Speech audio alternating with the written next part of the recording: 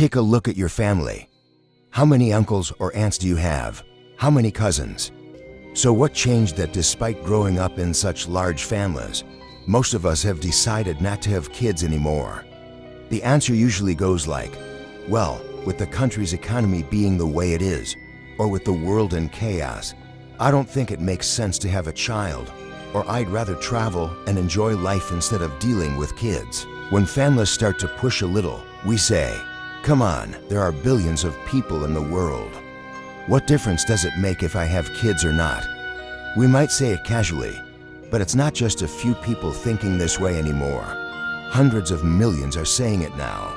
And while it may sound far-fetched, this mindset could actually bring humanity to the brink of extinction within a century. So, how did we get here? Is this a natural progression?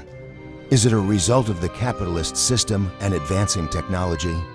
Or are there darker, hidden forces at play behind the scenes? All these questions have one common answer: yes. And today, we're going to dive deep and explore this together. We're in the 2nd century AD, during the Roman Empire. History is nothing but cycles, my friends. It never, ever changes. But for the first time in human history, something is about to shift, but we'll talk about that in next week's final video of this series. So, to understand the current cycle, we need to know how the last one ended. The mighty Roman Empire seems to be at the peak of its glory, a massive power that controls the entire Mediterranean.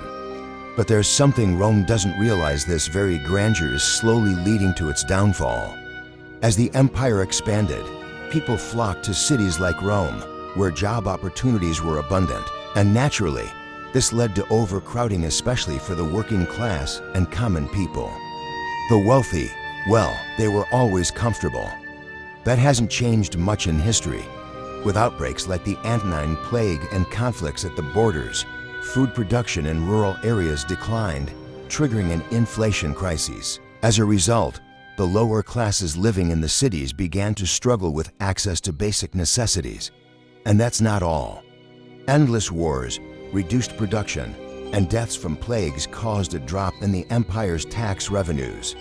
To make up for this, they started imposing heavy tax increases. This only made things worse for the people already crushed by inflation.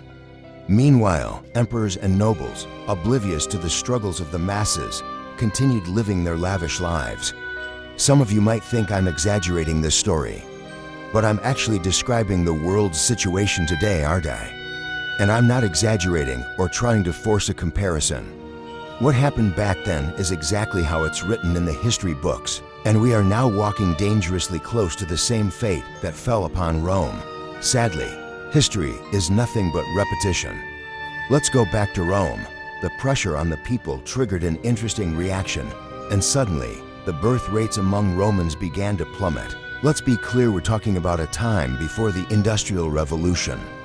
No machines, just human labor as the main driving force.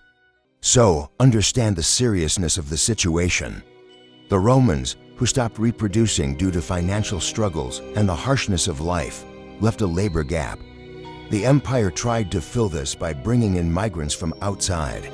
But as the population loyal to Roman values decreased, a money-focused population grew. This shift in demographics disrupted the social fabric, and eventually, those once exploited became the exploiters, playing a key role in Rome's downfall and ultimate plundering. And no, I'm still not exaggerating. These things happened in Rome, they happened in Sumer, and they're about to happen again. Remember the cycles. Rome falls, the feudal, decentralized system spreads across Europe. The Dark Ages begin, more plagues, more bad governance, and people die. The feudal system collapses, centralized authority is restored, and here we are, in the modern world. The centralized system of governance still continues today. However, states no longer have to constantly expand or go to war with their neighbors like they did back then. Although wars still exist, when we look at history as a whole, we're living in some of the most stable times. If only this peace could last forever in every corner of the world. And I'm sure one day it will last. But these stable and peaceful times are starting to reveal an unexpected problem. For the first time in human history, Societies are accumulating such a large elderly population, and this has become the most destructive weapon for governments. After working hard for years and contributing to your country, of course, your most basic right is to retire and finally enjoy life. Even talking about this in a negative way feels disrespectful. But this basic human right has now become an existential problem for governments. The reason? People are living longer thanks to advancing technology, while birth rates are declining. We've gotten used to our family members living past 80 these days. But do you know what the average lifespan was in the Roman Empire, where we just talked about? Just 30. If someone made it past 30, living to 50 or 55 was considered lucky. And yes, I'm talking about the average person here. Of course, there were a few who lived into their 70s or 80s, but that was rare. In fact, even after Rome, in the 18th century, the average lifespan in Europe was still only about 38 to 42 years. In just 200 years, thanks to technology and science, we've doubled that number, and it keeps growing. But this has created a new problem: the accumulation of retirees. Just 50 years ago, this wasn't really an issue. For every person retiring, there were 10 young workers entering the workforce, allowing for enough production and growth to support the retirees without hurting the economy. But do you know where that ratio will be by 2035? Just 2.5 workers for every retiree. By 2050, it'll be down to only 1 or 1.5 workers per retiree. In short, within the next 7 years, you'll start seeing retirement systems collapse worldwide. In fact, it's likely that pension systems might even be shut down completely. Or, unfortunately, an even worse scenario could be waiting for our elders. After all, we live in an age of mysterious pandemics. So what's going on? Why, with so much technology and scientific advancement, have young people stopped considering having children? The answer is actually quite simple. It's not really about technology at all. What's happening now is almost identical to what happened in Rome nearly 1,800 years ago: a wave of global inflation and a decline in purchasing power. And by the way, technology isn't reversing this trend. Quite the opposite. In fact, as technology advances, people are less inclined to have children, even if they can afford it. It acts as a catalyst. I touched on this last week when I talked about the Universe 25 experiment. As technology advances and offers people a more comfortable life, individuals start losing their sense of purpose. They begin living lazy, self-centered lives, avoiding any real responsibilities. This creates, so to speak, an empty society. Add to that issues like purchasing power imbalances, global inflation, currency fluctuations, and housing problems, and people are now choosing not to have children just to secure their own futures. And this is exactly why we're seeing such a dramatic drop in birth rates in both developed and developing countries. I like explaining things in a conversational way, but these are all backed by scientific data. For example, I'd like to share a few facts. For the population to age in a balanced way, and for young people to replace the older generation, each family needs to have an average of 2 children. In fact, if we account for increasing life expectancy, having 3 children would secure the future of your country. When that number drops below 1.5, you start seeing the population age dramatically. If it falls below 1, it's a red flag for any country, leading to rapid population decline. Once it falls below 0.5, countries don't just shrink, they start disappearing entirely. You don't need war or atomic bombs for this. If your enemy's birth rate drops below 0.5, you can sit back and watch as, year by year, their economy, infrastructure, production, and population slowly vanish right before your eyes. It's that powerful. You might think, come on, it can't be that bad. There are 8.4 billion people in the world, and the population is still growing. But let me give you a few sobering examples.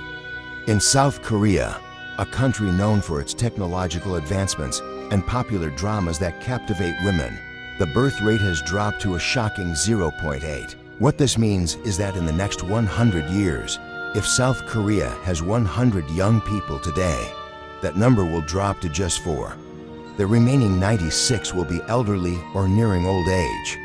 In short, if South Korea doesn't reverse this trend, it will virtually cease to exist in 100 years. At the very least, the group known as Koreans will vanish. Following South Korea, China and Singapore have a birth rate of 1.1, while Italy and Spain sit at 1.2, and Japan at 1.3.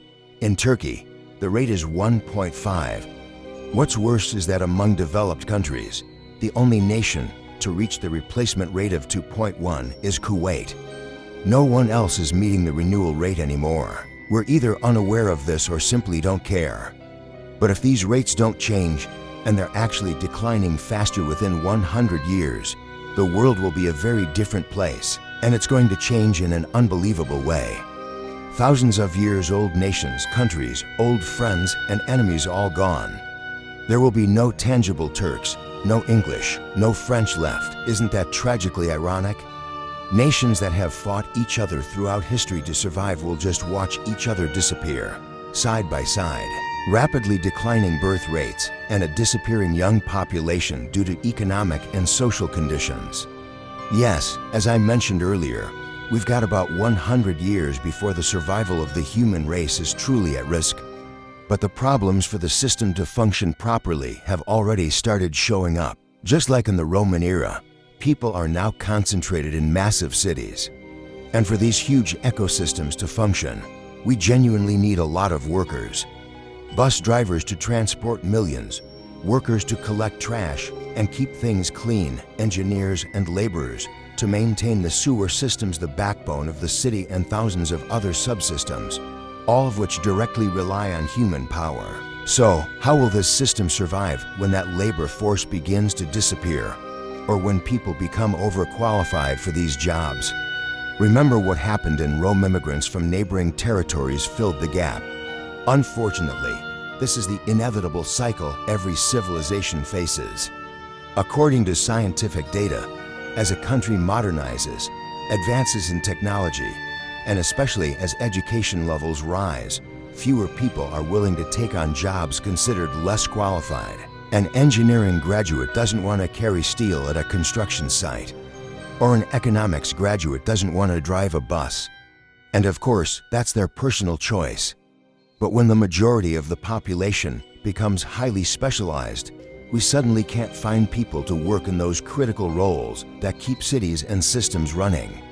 As a result, the system essentially cannibalizes itself, becoming its own downfall. Until now, countries have always solved this problem by bringing in labor from outside.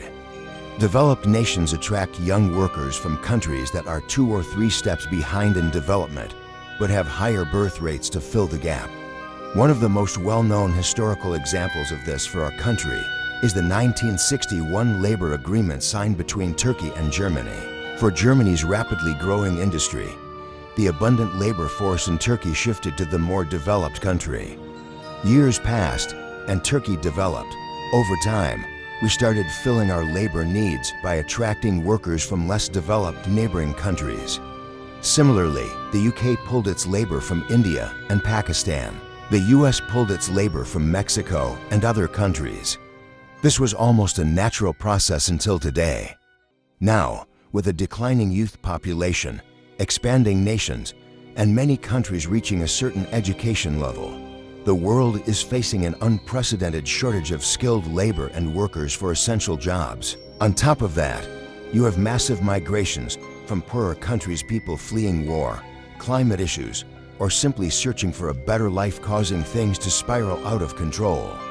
And of course, there's another version of this migration happening for different reasons as well. This massive refugee movement is happening all over the world. For example, in Europe, it's reported that there are around 15 million refugees or migrants.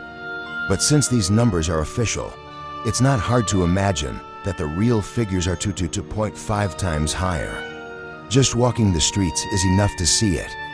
This modern migration wave is placing an extreme burden on already shaky systems, leading to spikes in inflation, housing crises, and rising crime rates. So, the system of controlled migration, which has been used for thousands of years to supplement declining labor forces, is now flowing into developed societies like a broken dam. Can it be stopped? Very difficult. If you really want to do it, you'll have to get your hands very dirty. But even if you manage to stop it, a generation later, with these low birth rates, you'll need even more migrants than before. So what will happen then? Do you see what I mean? It's a double-edged sword, and at the end of this road, the concept of the nation-state will no longer exist, because the citizens of those nations will have long since mixed with others and diminished in number. Without firing a single bomb, we'll say goodbye to the multi-nation world structure and welcome the homogeneous, mixed-nation world states. And with it, welcome the new world order.